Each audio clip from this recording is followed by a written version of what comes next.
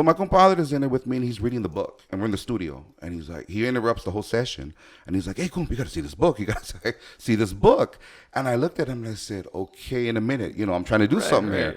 So he did that over a course of 3 times, and finally we had to stop the whole everything, and it was getting frustrating. And I go, what is so important that you want me to see in this book? And he goes, there's somebody in here. And I'm like, there is? And he goes, yeah, you need to see this now. And I looked, he showed it to me. There's a picture of me and my wife. Oh, wow. In this man's book, which is from Japan. Okay. So I'm thinking, how in the hell did I get in this man's book? So we finished the session. Now I want to meet this guy. And Seven, the gentleman that had me in the studio that I'm doing this session with, right. He tells me, he goes, well, he's doing a documentary on which they were calling Chicano culture. And they're sending a camera crew the following week, and I think it'd be wise for you to do an interview. You could promote your CD and what you're doing now. So I'm like, okay, but I need to talk to him. He's like, no, you'll eventually talk to him. So eventually I ended up talking to this man, and I told him, and he wasn't aware that I was in his book. We're on the phone, and he's like, you're in my book? And I said, yeah, if you look in the crease, there's a picture of me and my wife, and I want to know how you got that. So when he went to that page, and I'm talking from Pedro, back in California, in the U.S., and he's in Japan, and he looks and he goes, okay, well, when I was busted, and he goes, somebody sent me a teenager magazine. And then he goes, and when I was in there, I looked at all the pictures, and I pretend I knew these people. That's what kept my sanity. Oh, wow. So he goes, you look like cool people. So I said, okay, that's my friend. That's my, And I'm like, wow, me of all people, you picked me out of the Teen Angel. And he goes, yeah, I've seen you in a few of them. And that's how that came about. And can I ask him? Yeah, go ahead. I looked at a documentary in YouTube, and they were saying about the Chicano culture blowing up over there in Japan. Right. How is that? Is it a big following? It's fashion. A lot of them, they were buying the cars, so they were coming out here buying the lowriders. Yeah. They were dressing just like us, you know what I mean? Some of them even looked like us back in the 70s. Yeah. And they did their homework, like different parts of Japan. You have some that are into punk rock, you have some that are in rockabilly, and then you have the ones that are Japanese Cholo.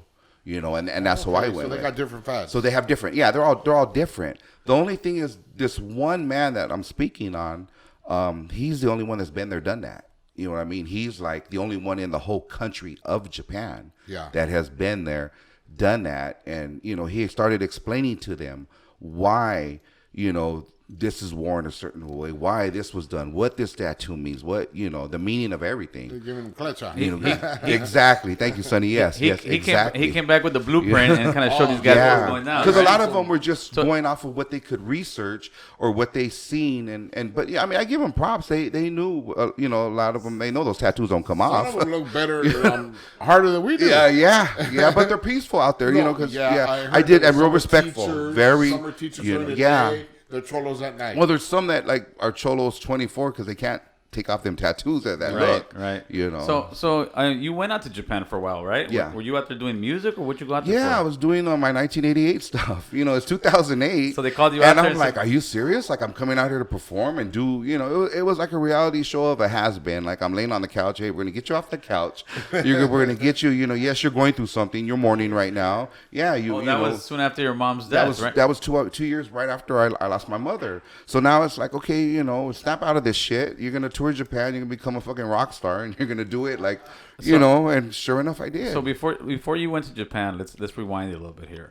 Okay, so your mother, she gets sick, or my mother got sick, and she was stubborn. She would not go to the doctor. And her breathing, her lungs were pretty bad. She was really to a point where she was already pale. Right. So now it was time, after she did that for went through it maybe about 2, 3, 4 months. I mean, it was a distance. So finally they took her in. They diagnosed her with congestive heart failure. So they had her in ICU for about 2 weeks. Finally, they wanted to bring her home. They put her on a regular floor, and they ran tests. They were hoping to find cancer or a tumor, because they say we could treat it. But she didn't have a cancer or a tumor. They just it was congestive heart failure. They said her lungs were so bad that it looked like a leaf when it dries up. So now they're telling me, I'll never forget, So I'm walking down, when she was in ICU, I'm walking down that whole row, and I'm looking in all the rooms, and you see people hooked up to machines, and they look like they're ready to go. And I go to the very last room where my mom's at, and she's the one that's sitting up, and I can see my mom had a tattoo dot on her cheek, which is called the tattoo lunar, old school Pachuco, so she had that, and all the nurses called her OG, OG. So I'm looking at her, and she was like cool, like just like nothing, with a big smile on her face. So I remember they ran some tests, and then they wanted to talk to me, and that's when they told me she had congenital heart failure, and they couldn't treat it. And I remember I broke down and I was crying, and my mom smiled, and she's like, I'm ready to go. I'm ready. So I asked the doctor, I said, well, what could we do? He's like, there's nothing. Honestly, he gave her like 6 months. And I'm like, are you serious? Like 6 months? So he goes, yeah. And he goes, do you want to bring her home? If we could get her oxygen level low, because she was on oxygen, right. You could bring her home. So I remember I got the house ready. We're going to get a hospice, and we're going to have somebody to take care of my mom at the house. And I got everything ready. And then it wasn't meant for her to come home. It was she passed. Well, July 5th is my wife's birthday. Okay. So my wife was with her that whole day. So I show up later, and my wife's outside of the hospital, and I could tell she had been crying, and she's outside smoking a cigarette. So I said, Juliet, that's her real name, that's Chamarita. I go, Juliet, what's wrong? And she goes, your mom. I go, my mom what? And she's like, your mom. And I go, what about my mom? And I'm already expecting it. And she goes, your mom's in a coma, and she doesn't know me, anybody. She's out of it. And they're saying that she's going to go any minute now. So I don't know what gave me the balls to get in there, and I went and got my visitor's pass, and I said, this is bullshit. I go, I'm going to go see her right now. So my mom's nickname was Shorty. She was only 4'11". And I went in there and I said, hey, Shorty, what's this bullshit? I hear you're ready to check out. Just like that. Yeah. And with Juliet as my witness and the nurses that were in there, my mom lifted up her head and she goes, I ain't going nowhere. I'm waiting for you. So two of the nurses started crying. They went and got the head nurse. They said they had never seen anything like that ever. My wife at the time was like, what the fuck was that? Like, I never seen that. Like, she did not know, she was out of it. Wow. She was ready to go. They were already giving her. So it was the coolest visit that I had with her, and we're chilling with her. And then I told her, I go, really, hours later, I go, Mom, really, they thought you were going to go. And mind you, my mom had been in the hospital for about 3 weeks, in and out of ICU, on a regular floor, back to ICU, back and forth, but never left the hospital. And I forget what day it is. And then so I told my mom, I go, they were really counting you out already. They were going to bring a priest in. That was it. Your last, they're going to read you your last. That was it. You were done. And she goes, come on, you think I'm going to die on this day? And I looked at her and I said, what's today? And then she goes, come on, you don't know what today is? I said, no, I don't. Just to see what she'd say. She goes, it's Juliet's birthday. Wow. Oh, wow. And then she goes, I ain't going to do her like that. So the next day, it's my turn to be with my mom, and I get a call. And then they call me up, and then they tell me, please, you might want to get here quick. And I go, okay, must be a different shift of nurses than the last one, because my mom pulled this the night before. Right. So, so I'm taking my time to get there. And they're like, no, seriously, they call me again. You might want to get here. Your mom's in a coma. I go, she pulled that last night. I'm saying to myself, So when I got there, no, she was in a coma, and she didn't hear me. And I was talking to her the whole time. So I'm not a singer. I mean, I'm not even really much of a rapper, to be honest. I'll say it. So I sang to her that Mama, You're the Queen of My Heart by Boyz II Men. And when I finished that song, she took her last breath and she passed in my arms.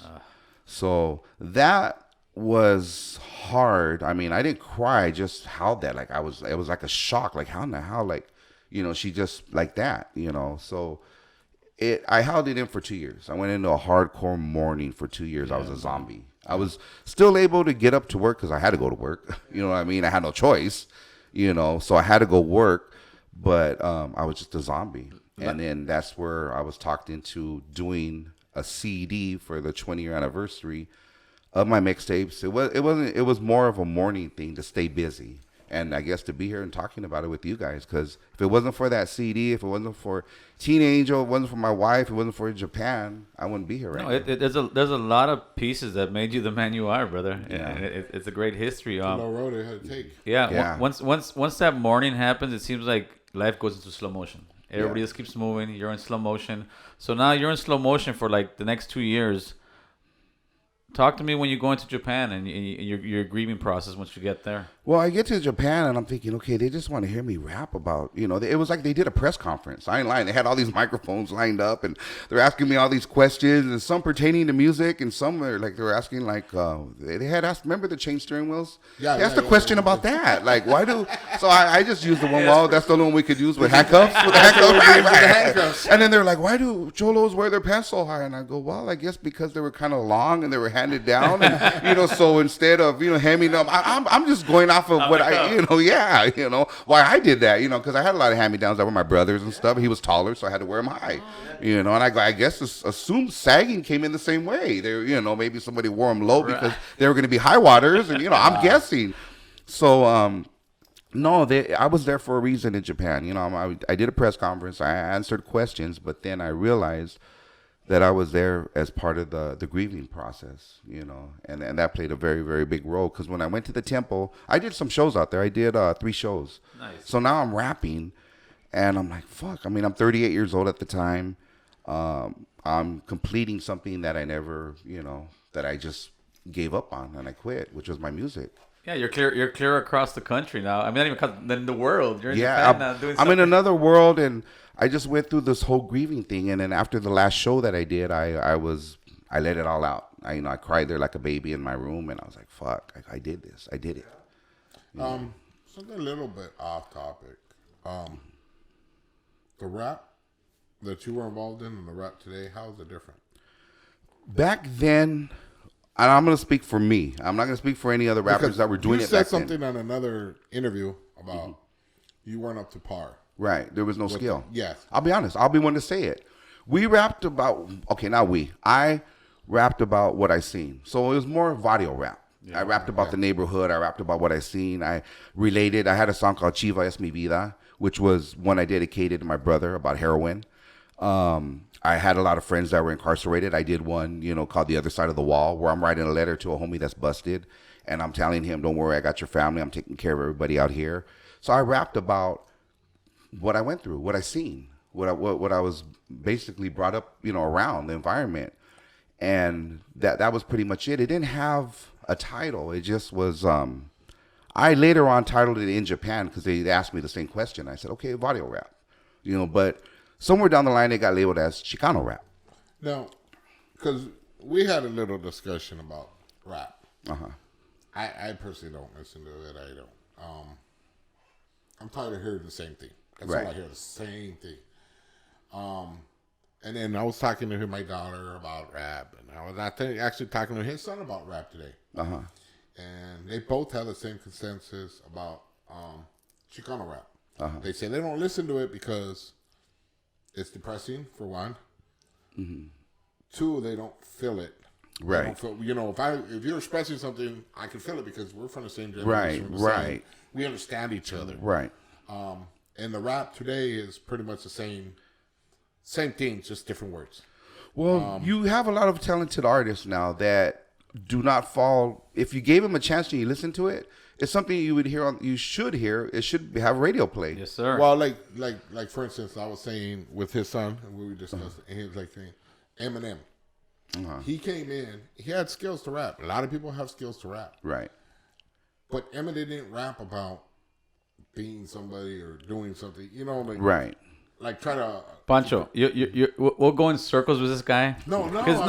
Wait. This grandpa doesn't have the ear to listen to rap. That's the problem. So when he sits there and says it's all the same, we need some kind of music. No, you've got artists like Misfit.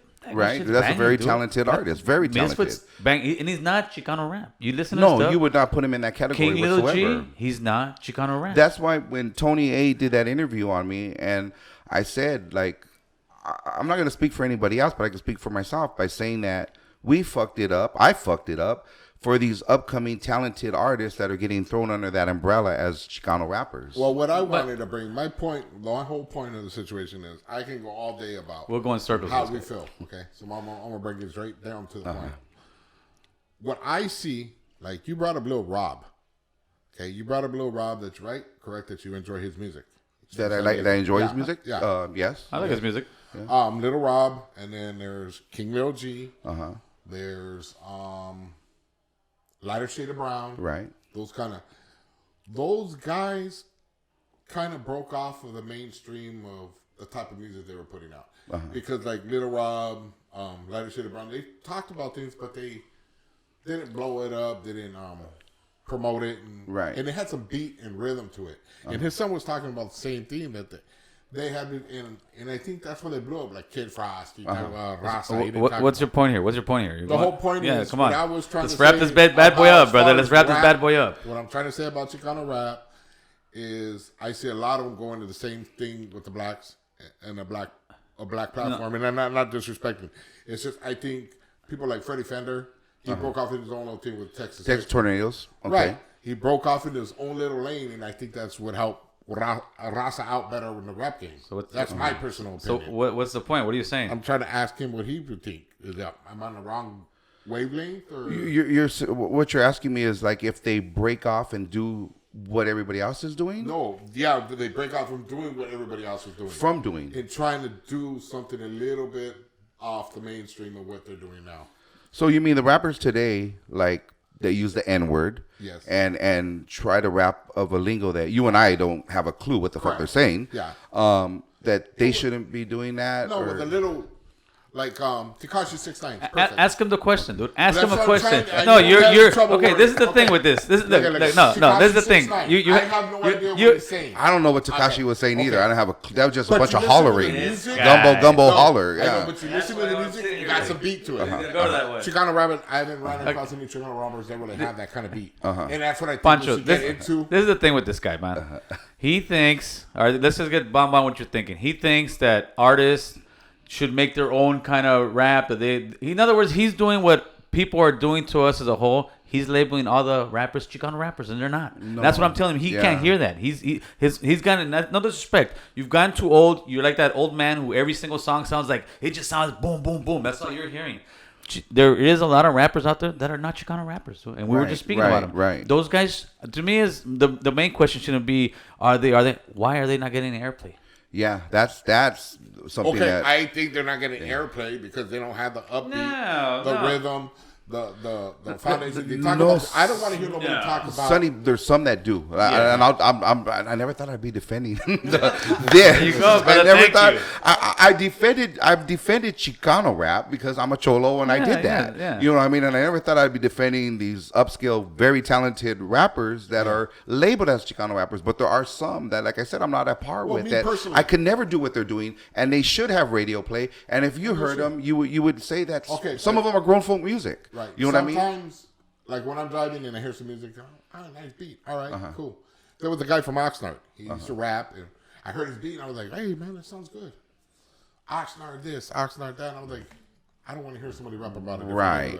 You know what I mean? Exactly. Yeah. They said, I heard somebody say they get their music from the audio, and they keep it in the audio instead of opening up into different. That's what I'm trying to say. but Well, like somebody like me. Yeah. Okay, I did that. But there are some, like you mentioned, Misfit and Little G and who else? Drummer Boy, There's a you got Drummer out there. Boy. There's another one, Seven, the one that brought me in the studio. If you listen to their music, they're not talking about that. They're not talking about you don't even know where they're from. They're not Chicano rappers. They're rappers, bro. Yeah, They're rappers. They're rappers. See, like I like person like Lighter Shade of Brown. I like that kind Oh, of. Jesus! It This had guy's some rhythm, it had some beat. so this guy's telling we need to bring 25. Even though I love Lighter Shade of Brown, you're talking about 25, 30-year-old music, brother. Obviously, you don't hear the fuck. You know the funny part, because I watch you guys all the time, and I'm listening. I never thought I'd be right here. right. You guys are like the Chicano Good Morning America. like really, I didn't think I would be right here. You know, see Sonny arguing and this and that, and this is cool. This is cool. That's This what's is really up, brother. cool. Hey, No, I just think they box themselves in too much. I just think they need to. Yeah, but expand some do. to get Yeah, airplay. some do. That's what they need No, to get. no, some you know what airplay. I'm gonna get you a CD, Sonny, and I'm not gonna tell you what nationality this dude is. I'm gonna say, hey, bump this. Okay. And you don't know if they're black, white, Asian Green. or what. And just and you'll see what I'm talking about. Man, What I those want to guys know, what I good. want to know is how'd you get on Sons of Anarchy? Because I'm a huge fan of Sons of Anarchy. I thanks to Facebook, I started getting approached because of my look, and I didn't have all the facial tattoos at that time, but I've had quite a few. And they were like, "Hey, have you ever done this? Have you ever done that?" And acting's always been something that I wanted to tackle. So the first thing I did was what they call a trailer. You know, and if somebody picks it up, then they're going to invest money in it. So supposedly Salma Hayek was supposed to pick this trailer up. And Salma. Supposedly. She never did. You know, I never met her. But it was, and I'll never forget, I got paid a pizza and a big liter soda. And that was it. And it was called, what was I don't remember. That was the big crown. payday, huh? That was the big payday. That was it. I was learning. It was called The Crown Beneath Her Feet. And what it was a movie about a priest that no longer became a priest because they killed his family, and he was robbing all the connections. So that's what we were doing, you know, robbing the connections and getting back. And he became this hardened convict. He went to prison, and he was no longer a priest. He left the priesthood. So that was my first thing. They paid me with a pizza, big liter soda, and I was like, yeah, I really want to do What this. kind of soda? What kind of pizza? I think it was an orange soda. It was an orange. I remember. That was 2008. That was when you look at it, like, shit, that was like 11 years ago. So from there, I went on to other stuff, and then NCIS was the first thing that I did with LL Cool J. And I remember I went bragging. I told my wife. She told all her friends. I bragged at everybody at work to watch this. And I was on set a whole week. Man, I shit you not, man. I shit you not. All you seen was my braid, my long hair just running through. It was a prison riot. That's all you saw. So I said, you know what? I'm not even going to say anything anymore. I'm not going to say shit. I gave him a whole week of this, and that's all you're going to see is the back of my head running down in a prison riot. You're telling all your friends. I had everybody glued to the set. She had all her coworkers. You see me. So when I said, I go, fuck. So the next one I did was CSI. And I didn't tell anybody. I'll never forget. I didn't say anything. They showed me so much. They went to a commercial. They came back. I was still there. Oh, that's what's up. I'm like, nobody's seen it. Yeah. Fuck. So then Sons of Anarchy came up. And it was I played a cartel member first. So I was part of the Glendale cartel. So I was with the Glendale cartel. And then I remember they needed a Mayan. And they couldn't get anybody to show. They needed, we were doing extra. It was extra. Right. So they told me, they go, okay, well, we can't send you because you were already part of the cartel. And then finally they got desperate. The shift was over, and they're like, okay, we're going to send you tomorrow. But cover your face, wear a bandana, wear a beanie. I'm like, ain't nobody going to know who the hell I am. So I said, no, I got this. So I said, I'll give him a different look. So I wore the hair down. I threw on some jeans, my work boots, and I wore a chain. And my wife had bought me this wallet. It was a Louis Vuitton wallet. I'll never forget. I still have it. And it had the chain connected to it. So everybody has a Harley wallet, but I'm in there with the Louis Vuitton wallet in my pocket. So the director comes up to me that day, and she looks at me, and she goes, wow, your face. She goes, man, your artwork is beautiful. And I said, thank you. And she goes, wow, it fits you perfect. Because, Mayan, and, I got Aztec on me and stuff. So she goes, wow. She goes, who did this? And I'm thinking, well, she don't know my artist, So I go, I don't think you know him. I go, this was done by my artist. She's like, oh, no, I know everybody here. And she kind of threw me off. So I go, what do you mean? And she goes, yeah, I'm the director, because they had different directors, So she was the director for that day. And she goes, no, I know everybody. She goes, which artist was it? I go, excuse me? And she goes, yeah, which makeup artist? She thought it was makeup. So I go, oh, you think this is makeup? And it was just the way we were conversing. Like, we're talking about stereotyping. Right. And she could see that, we're having a good conversation. So I go, oh, no, these are real. And she's like, oh, they're real. And then she's like, oh, I'm sorry. She goes, well, who are you? And I go, well, I'm MC Pancho. Google me. So she looked me up. And she goes, oh, you're somebody. Like that. So they were supposed to kill me that day, and she brought me back. Thanks to her. She brought me back. She brought me back for 4 more episodes. That's what's up, man. Yeah, as a Mayan, yeah. How exciting was that? It was cool. So then, I really wanted to take this serious, and then I took acting classes. That's right. So are you pursuing other roles, or how's it going about? I did a few different things, and I had a movie that went to big screen called Chavez Cage of Glory with Danny Trejo and Stephen Bauer, who played Manolo and Scarface. So that was big for me. And now I host what they call hosting, because I'm an MC. That's what I go under. Right. But now what they call a host is, really what you're supposed to do is, as a host, is you're in a club and you're on the microphone. Right. You get the crowd going, and So that's what I do at different clubs, concerts, the car shows. I do the Torres Empire, which is real big. I'm their host. And I'm independent, so I go to different shows. Yeah. This guy said he's been seeing you at what we're at. Oh yeah, I see you at Original mics. Original mics. I'm like, what? You seen him? Like, yeah, he's behind the rope back there. Oh, I say he's in the VIP. It's not bulletproof. You could come across. Yeah, that's what I told him. I said, you should have been hit him up. Yes, I wish he would have. So how did you catch up? How did you start watching us? I go on YouTube, And I just look up different things, and you'd be shocked at the things that pop up from the Illuminati. The recommendations. One day I came home and my wife was like, "What the hell are you watching?" I was like, "Do you know the Illuminati's coming?" And I started talking about all this. You get into the weirdest shit on there. So I went from that to foods to you name it, everything you can imagine. And then I go, no, I'm going to start listening to some of these podcasts. And there's very few. Now they're just popping up everywhere. Yeah, of course. And some, are a little too much. I ain't going to put anybody out there. But then I seen you guys. And then the first one I seen was you doing interviews. Right. People interviewing you. Right. And then you came out with your podcast. And I remember, what did you do? Was it like Benjamin Franklin or something? You had the wig on? Or was it, you had a wig on. You were no, like. that wasn't me. Yes, it was. You know which one I'm talking about, right? It was like God Bless America or something. Was it Uncle Sam? Was it Uncle Sam? No, it It might have wasn't. been the time that he pulled his tooth out. Mad. It might have been No, that. you did something that His was. shirt off. You did something, Gil, and it was like it was one of our presidents. That's why I thought it was like Benjamin Franklin Yeah. or something. Yes, I'll find it, Gil. That was If the you guys one- are watching out there, find out. Hey, that was an adios motherfucking night when he got fucked up. No, normally I take my shirt off. No, adios. Is Yeah, I gone. remember we were talking one day, and he was like mad because of troll or something. And how was he? Took off. I put on a teacher's in the right arm. American troll. I'm like, I was like, damn. Look at this fool. Yeah, He called me back. Hey, think I should have did that? I go, no. Well, you went into character on a lot of them. Yeah, I no, see in the yeah. beginning, and I seen that. I'm like, hey, this is cool. Yeah, well, I know. try to go into character just to kind of, get the You audience. did. You did. You got my attention. Yeah, get your You did, attention. you did. But what we're trying to do here, Pancho, is we're trying to actually get some kind of movement going, brother, where we're getting together, another Latino, Chicanos getting together. We're all actually getting together, giving each other exposure, giving each other our message, and also talking about our experiences, man. Right, Our right. experiences, that's what makes us who we are. Exactly. And we shouldn't shy from where we come from. We shouldn't shy from where we're from, but we need to address the issues that are in our communities. And all our communities have the same issues, man. We got poverty, we got drug problems, we got gang problems, and we got and the main problem I think we have out of anything is we don't have that exposure in the radio. Yes. In the movies, we don't have any of that and we're so deep and we got such numbers, but it's like we don't support each other the way we should, brother. I don't think we need the radio now because you have this. You know what I mean? This is the platform right This here. is starting.